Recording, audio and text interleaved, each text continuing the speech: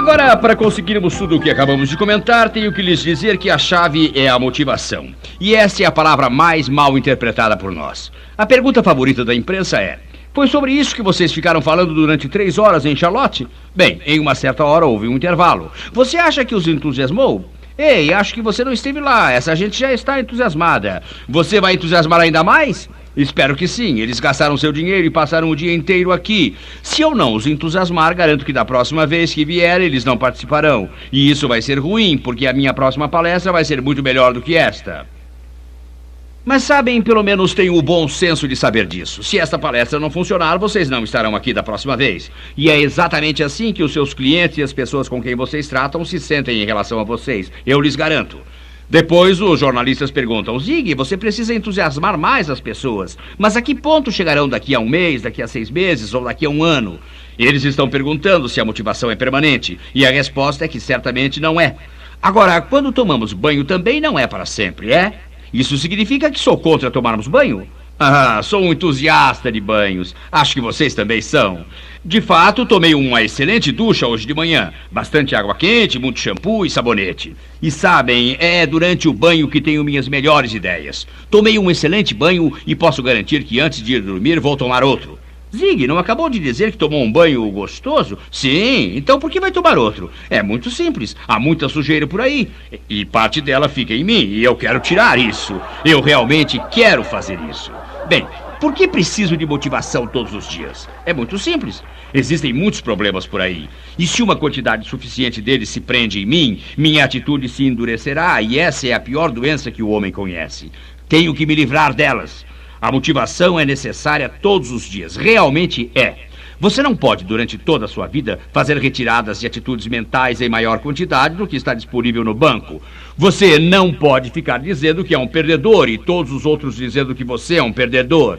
Então, uma vez você vai a uma reunião e algum cara de Dallas se levanta e diz que você pode fazer tudo. Você é um vencedor. Um depósito, não importa de que tamanho, não será maior que toda uma vida de depósitos. Mas nós podemos desenvolver uma camada fina sobre todo aquele lixo. Mas então, o que acontece? Alguém joga novo lixo sobre isso e pronto. Você está se sentindo péssimo novamente. Precisamos de novas e novas camadas. Nós certamente podemos enterrar todo aquele lixo velho um dia e então tudo o que temos a fazer é tratar de nossa motivação diária. Anos atrás estive em Washington e fiz uma palestra para o Conselho de Paz para uma Juventude Sem Drogas. Nancy Reagan também falou. Brooke Shields estava lá, ela tinha feito um comercial para o grupo. Eu era o último palestrante. Era um grupo muito simpático, eles riram de todas as minhas piadas, o que é um sinal de inteligência, me apresso em dizer. Disseram coisas gentis sobre mim. Na manhã seguinte, eu estava no restaurante esperando minha vez na fila da entrada. Havia umas 10 ou 12 pessoas atrás de mim e a moça estava levando um casal ao seu lugar. Não sei como vocês fazem quando ficam parados em pé. Quando estou parado em pé, apenas fico lá. Por exemplo, não sei como ficar parado motivado. Então, fiquei simplesmente parado. Ao chegarem 3 senhoras que na noite anterior tinham estado na cerimônia e ao voltarem para entrar na fila, elas me viram e sussurraram bem baixo, do jeito que se pode ouvir de bem longe. A primeira disse: "Olha, o nosso palestrante de ontem à noite." A outra disse: "Sim, ele é obviamente uma pessoa que vive na noite." E a terceira disse: "Deve ser, com certeza não me parece motivado agora." Não sei como vocês em Charlotte ficaram parados em pé, mas eu apenas fico por ali. Não sei como ficar parado motivado. Não sei se a senhora achou que eu deveria estar lá, parado, olhando para o público, sorrindo para todos, talvez dando adeus e pulando. Isso é motivação? Isso é insanidade. É isso que é. Então, meus amigos, a pergunta é: o que é motivação? É uma pergunta essencialmente importante que necessitamos responder, porque é algo de que todos precisamos. Mais uma vez, quero dizer que a motivação é o segredo que ilumina a faísca do conhecimento. E o motivo de precisar dela continuamente é que as ideias negativas estão sempre presentes. De acordo com o Dr. Said Hempstetter, um americano de aproximadamente 16 anos de idade já ouviu não, ou você não consegue fazer isso, umas 168 mil vezes. Todos os dias ouvimos muitas negativas e somos negativistas. A pessoa obesa senta-se à mesa e diz: "Tudo que como se transforma em gordura." De manhã nós acordamos com o som de um despertador. Quando um banco é roubado ou quando acontece um incêndio, o alarme soa. Isso assusta as pessoas. Os alarmes nos assustam. Um som de alarme assusta a gente. É lógico que acordamos negativos. Sabem, é um relógio de oportunidades. Se pensarmos nisso, quando se ouve o alarme do despertador, isso nos dá uma oportunidade para levantar e sair. E dependendo do que se acredita, isso pode ser muito ruim, porque a gente vai estar morto durante um tempo muito maior do que o que passamos vivos. Nós falamos de maneira negativa. Se acontecer uma batida na rua e logo depois alguém disser, chame o guincho, você teve uma batida, você bateu. Agora você precisa é de um guincho. Quando se pega um pão, a primeira fatia é chamada de ponta, ou final. Em minha vida nunca vi um filão de pão que não tivesse duas pontas. Nunca vi mesmo. Precisamos pensar nessa ideia.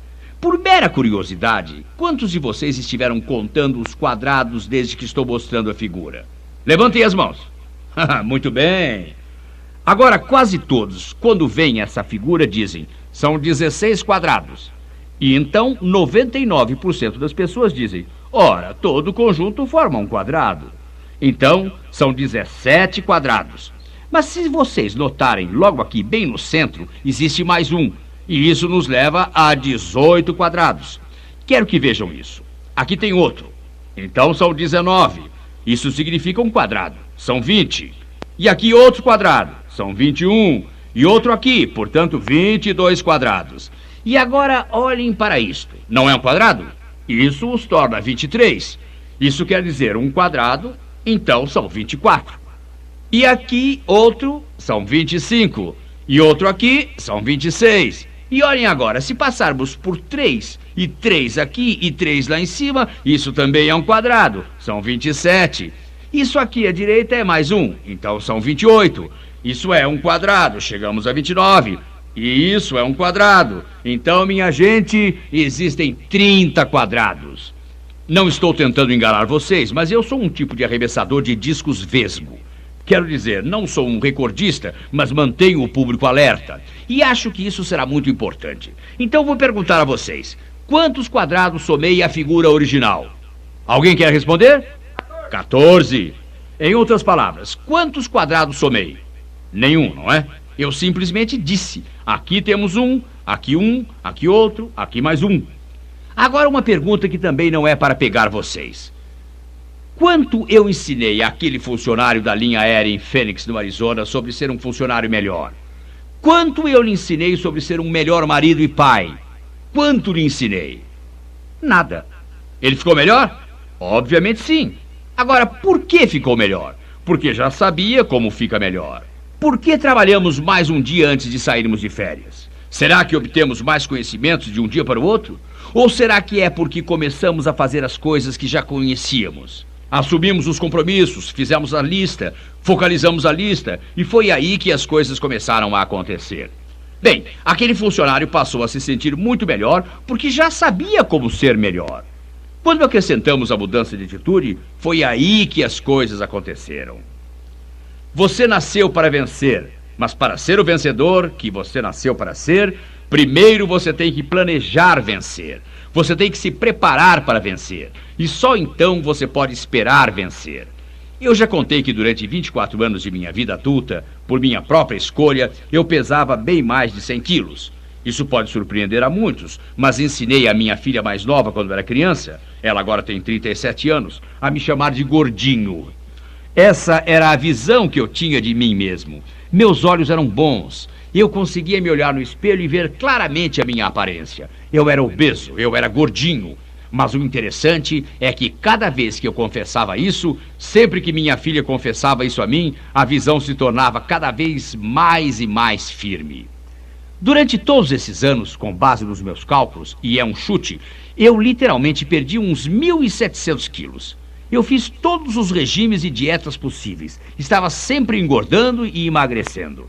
Minha gente, não é difícil perder peso.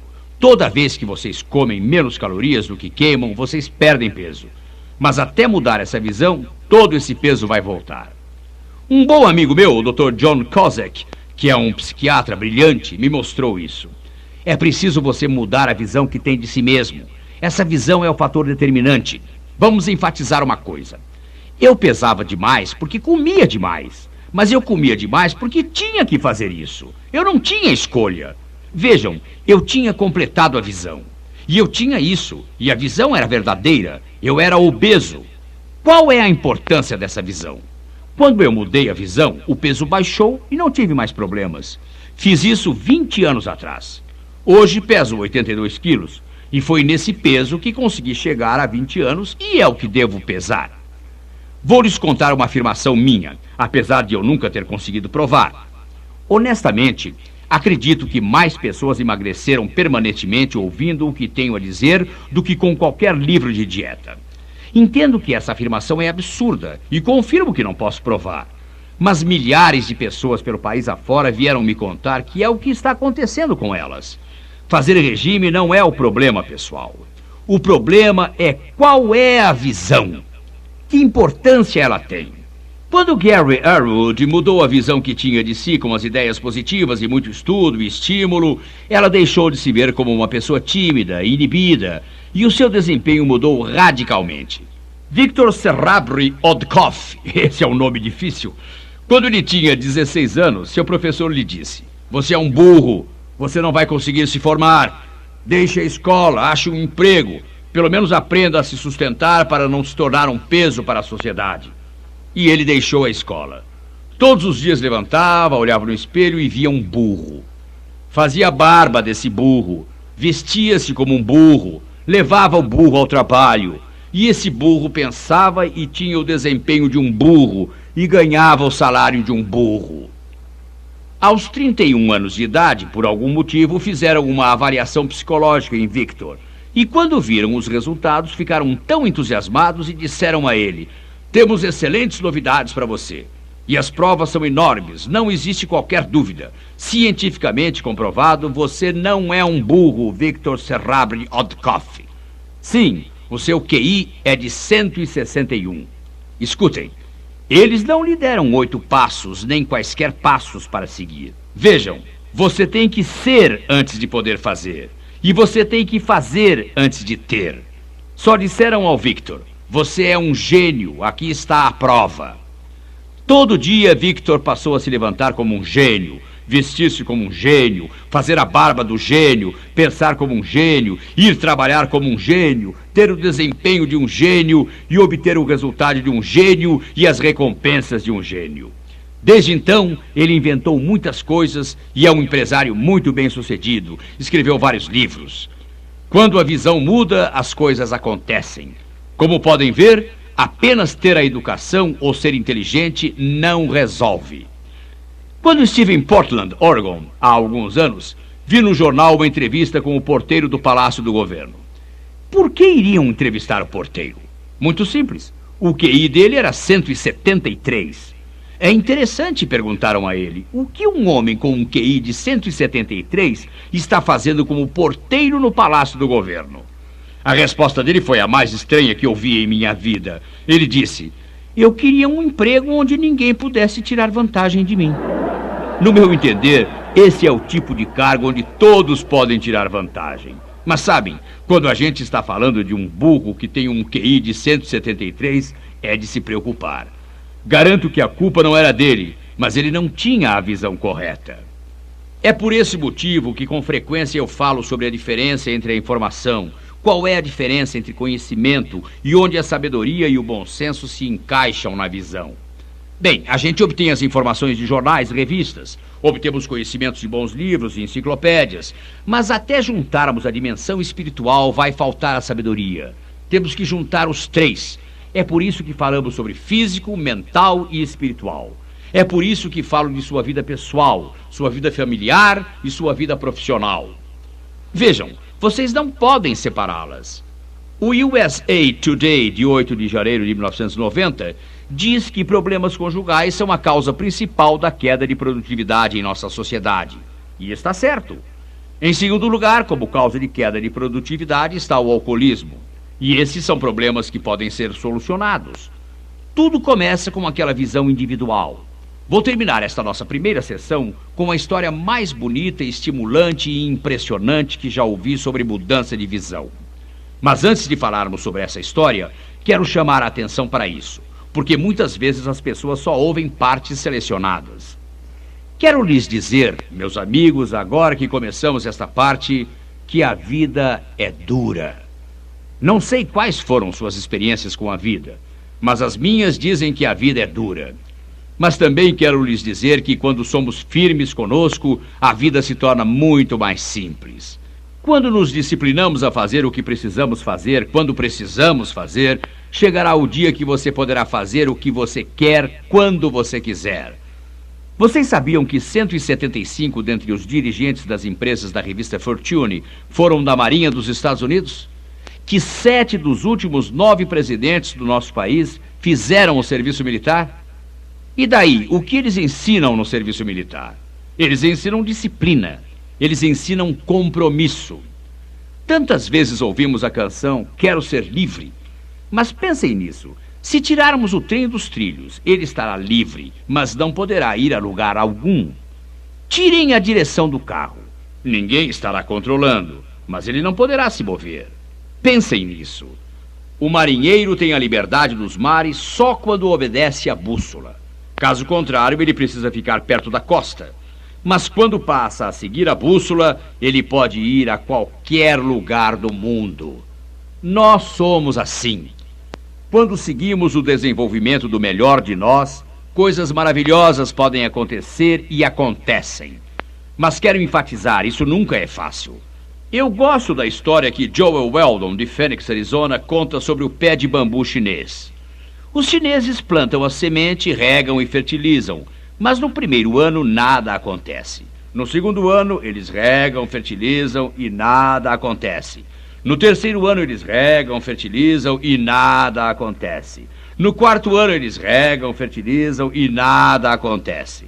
No quinto ano, em cerca de 6 semanas, o pé de bambu cresce cerca de 90 pés. Será que ele cresceu 90 pés em 6 semanas ou em 5 anos? A resposta é óbvia. Ele cresceu 90 pés em 5 anos. Se eles não tivessem regado e fertilizado num desses anos, não haveria o pé de bambu chinês. Esta é a história de Jeff Hostetler, um jogador do New York Giants. Nos primeiros 4 anos que jogou, nunca fez uma boa jogada. Mas no final do 6º ano, na 12ª jogada, ele tinha dado um total de 68 passes e nenhum deles foi significativo. E então, acho que foi no 30º jogo, Phil Simms, que naquela época era o primeiro homem da defesa, se machucou. E o técnico chamou Jeff Hostetler, dizendo: "Ok, Jeff, é a sua vez." Jeff colocou seu capacete, correu para o campo e levou seu time à vitória. A vitória do Super Bowl. A vitória do campeonato mundial. Vamos supor por um momento que quando o técnico disse: "É sua vez", Jeff Hostetler tivesse respondido: "Espere um minuto, técnico, vou me aprontar." Tragicamente, hoje em dia, muitos jovens dizem: "Se eu soubesse que a oportunidade existia, eu me aprontaria para ela." Mas não existe nenhuma oportunidade lá fora. Se existisse, escutem, tem um irmão mais velho que se formou com as melhores notas e ainda está trabalhando por um salário mínimo. Não existe nenhuma oportunidade lá fora. Vou lhes dizer uma coisa. Vou falar com a maior firmeza possível, porque eu realmente acredito nisso. Eu pessoalmente acredito que para a pessoa certa, e eu vou identificar essa pessoa antes de terminarmos este seminário. Para a pessoa certa, pessoal, a oportunidade nunca foi tão grande como é agora. Mas isso tem um segundo lado. Essa oportunidade talvez não esteja em seu cronograma. Nunca falei com Jeff Hostetler, mas aposto que Jeff honestamente acreditava estar pronto para ser o primeiro jogador de defesa muito antes desse seu 7º ano no esporte. E acredito que ele sentia isso depois do 3º, do 4º, do 5º e do 6º ano. Mas o que Jeff Hostetler ficou fazendo durante todos esses anos? Ele foi total, completamente, 100% leal. Ele realmente foi. Ele nunca foi a uma entrevista coletiva e disse: "Eu quero ser o primeiro homem da defesa." Ele foi leal com o seu técnico. Ele foi leal com o seu time. Ele disse simplesmente: "Estou aqui se precisarem de mim. Até esse momento sou um grande apoio para esse time. Sou um jogador dessa equipe." Eu vou lhes dizer o que mais ele fez. Milhares de vezes ele jogou bola. Levantou pesos muitas e muitas vezes. Fez centenas e mais centenas de exercícios. Gastou literalmente milhares de horas estudando o ataque, estudando a defesa. Ele foi a todos os campos, a todos os treinamentos, todas as semanas durante os torneios. Ele era o jogador de defesa do time reserva. Isso quer dizer que ele tentava jogar no papel do jogador do time adversário da semana seguinte, e todas as semanas seus companheiros jogavam contra ele. E finalmente, um dia, quando o técnico olhou para ele e disse: "Ok, Jeff, é a sua vez?" Jeff Hostetler estava pronto. Ele pensou: "Estou razoavelmente confiante. Esperei quase 7 anos por esse momento. Estou pronto, técnico. Vou fazer uma pergunta. Quando voltarem ao trabalho amanhã e o técnico disser: 'É sua vez', vocês vão dizer: 'Espere um minuto, técnico, vou me aprontar.' Entendam, se fizerem isso, outra pessoa vai agarrar a oportunidade e correr com ela. Depois vou lhes dizer por quê, mas se vocês nasceram fora dos Estados Unidos e vieram para cá, sua chance de se tornarem milionários é 4 vezes maior do que se tivessem nascido aqui. Acho que esta mensagem é importante. Vocês precisam se aprontar. Quero enfatizar isso o máximo possível. O que vocês fazem fora do trabalho determina onde vão chegar profissionalmente. Qualquer médico sabe disso. Qualquer atleta sabe disso. O pessoal do show business também sabe disso. Qualquer pessoa que trabalha com finanças sabe disso. Todo palestrante sabe disso. Eu invisto umas 3 horas em média por dia lendo e fazendo pesquisa, me aprontando para dizer o que estou falando agora. E hoje estou dizendo algumas coisas que nunca disse antes em um seminário aberto, porque só ontem li essas coisas. Por que isso é importante? Precisamos nos manter atualizados. Vou lhes dar um exemplo interessante. Fizeram uma pesquisa sobre a fábrica típica americana. Os horistas que trabalhavam na linha assistiam a uma média de 30 horas de TV por semana. O supervisor da linha assistia a uma média de 25 horas por semana. O mestre assistia a uma média de 20 horas. Vocês já perceberam a tendência? O superintendente da fábrica assistia a TV 15 horas por semana. O vice-presidente assistia a uma média de 12 a 15 horas por semana. O presidente, 8 a 12 horas por semana. E o presidente do conselho assistia de 4 a 8 horas de televisão por semana. E 50% do tempo era para ver vídeos de treinamento. O que vocês fazem no trabalho os prepara para o desempenho que terão no trabalho. Esse ponto é essencial. Mas a mensagem que quero passar com tanta ênfase é que nós temos que aceitar as responsabilidades. E então temos que assumir o compromisso de segui-las. No dia 7 de janeiro de 1992, em Plano, Texas, onde moro, passei pela academia onde faço meus exercícios. Levanto pesos leves. Não quero engordar, quero ser flexível e poder jogar bem o meu golfe.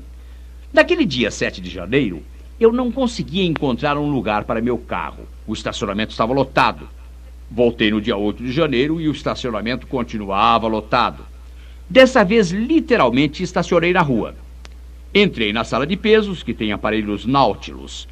Na sala havia uma fila de 5 pessoas em frente de cada aparelho. Fui falar com o rapaz que cuida do lugar. O que está acontecendo? Ele riu e disse: "Ah, Zig, não se impressione com isso. Volte daqui a 2 semanas e tudo terá voltado ao normal. Esse é o pessoal que no ano novo tomou a decisão de praticar exercícios." A maioria das pessoas assume compromissos com todo o entusiasmo de um piloto kamikaze em sua 38ª missão. Quero dizer, precisamos observar, precisamos estabelecer o que vamos fazer. Precisamos começar a estabelecer nossos objetivos e trabalhar nisso. Por que isso é tão importante? Amigos, isso é importante porque até realmente focalizarmos, nada realmente vai acontecer. David Jensel, da Universidade da Califórnia, está fazendo uma pesquisa sobre as pessoas que assistem a esse seminário. Há várias coisas que você pode avaliar nesta pesquisa. Uma delas é a perda de peso. Outra é a renda das pessoas. Ouçam o que ele descobriu. As pessoas que vieram a este seminário e resolveram focalizar, essas pessoas que especificamente estabeleceram suas metas, ganhavam cerca de 7.401 dólares por mês. Isso inclui todas as profissões: professores, médicos, vendedores, motoristas de caminhão, garçons. Todos ganhavam uma média de 7.401 dólares por mês.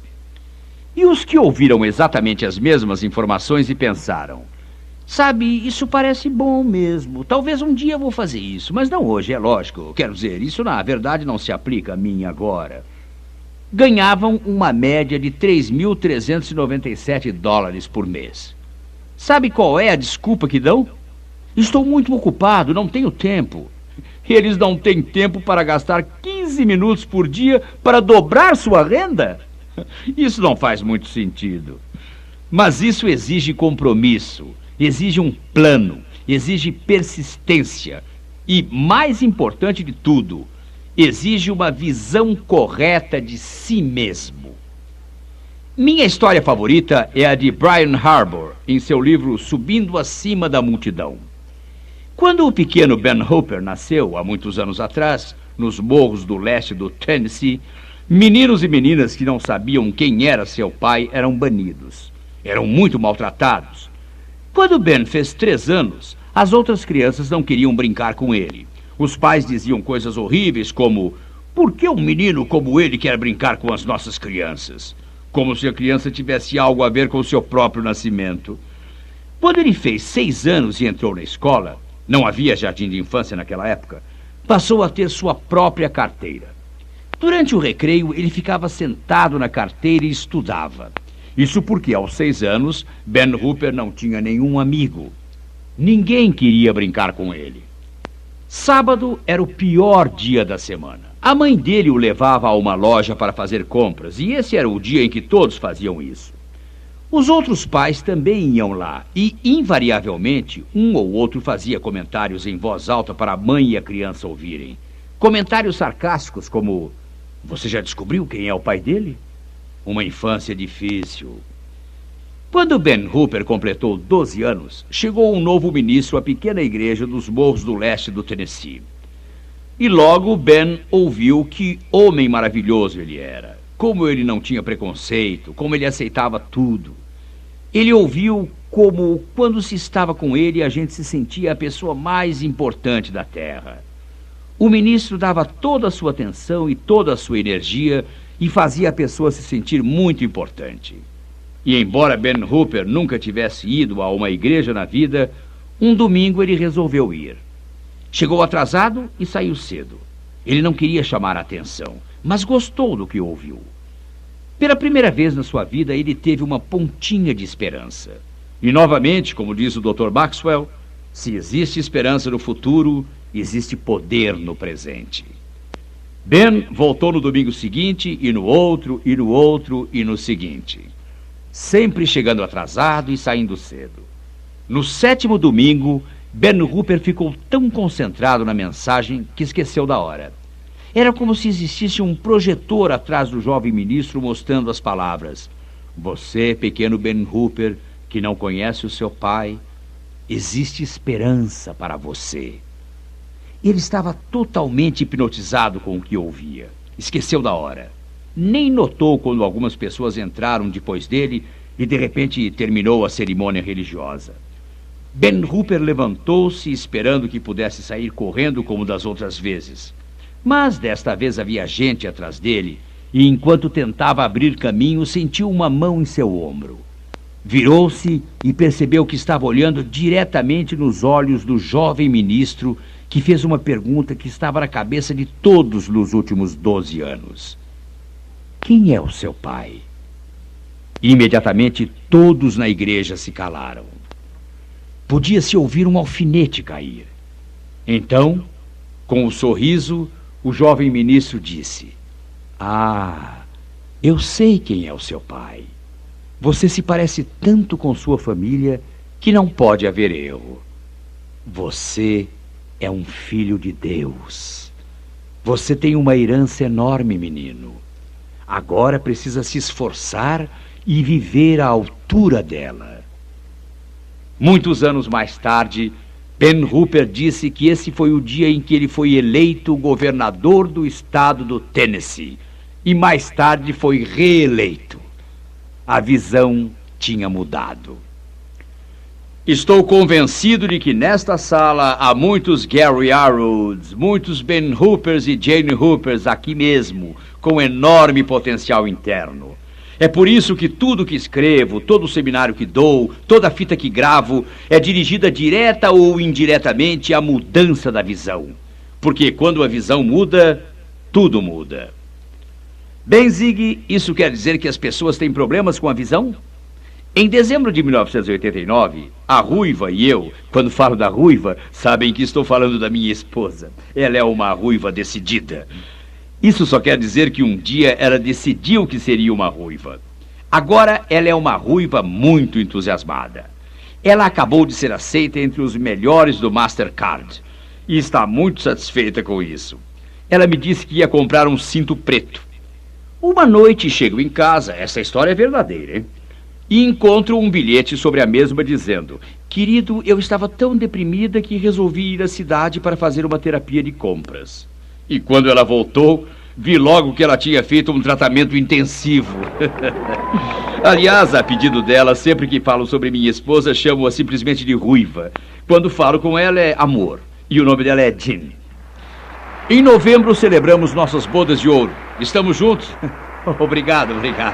Há um bom tempo. Na verdade, estamos casados há 45 anos, mas ouvimos falar tanto das bodas de ouro que decidimos celebrar antes. E é uma comemoração muito importante. Vamos repetir de novo este ano, é muito divertido.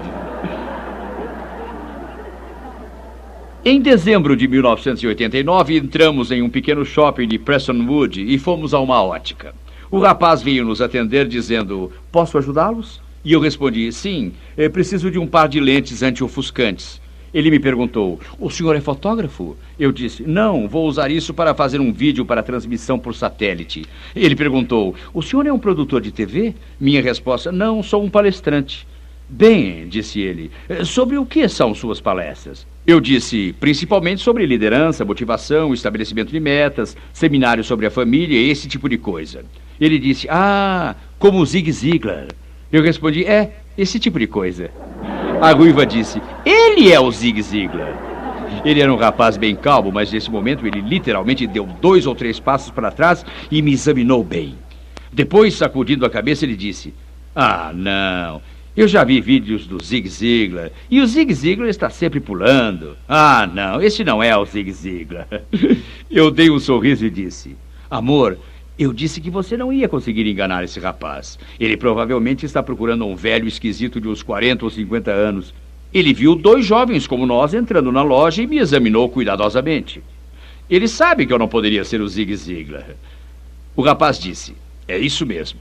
Fizemos nossa compra, ele aprontou a papelada, pegou sua caneta e perguntou: qual é o seu nome? Eu disse: vou soletrar. Z-I-G-L-A-R.